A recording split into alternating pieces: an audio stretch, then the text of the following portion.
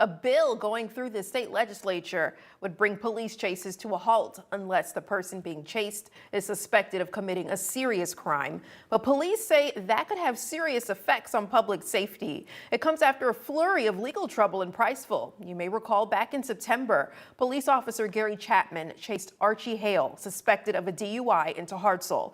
He crashed at over 100 miles an hour into a car full of teenagers, killing Tristan Hollis and injuring several others. Fox 54's Caleb Aguayo shows us how that's propelling the proposed legislation.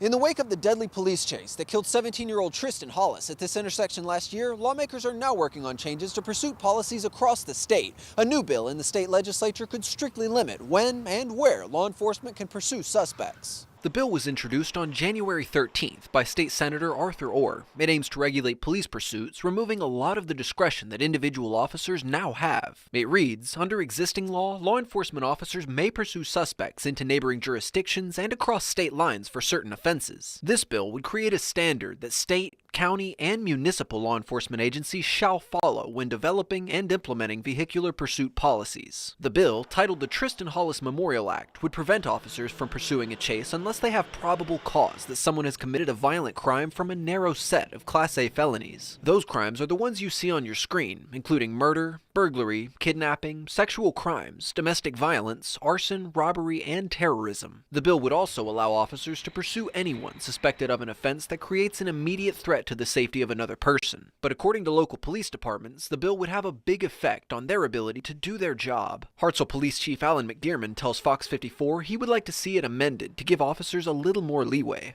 If an officer gets behind a vehicle and they try to stop the vehicle and the vehicle doesn't stop within a quarter of a mile or a half a mile, or where do we reach an actual pursuit? At a mile, mile and a half, two, So I think it's very restrictive the way it's worded, and I would like to see it changed a little bit. The bill is now in the hands of the Senate Judiciary Committee for any revisions. If the state legislature passes it, it'll go into effect on October 1st. In Hartselle, I'm Caleb Aguayo, Fox 54 News.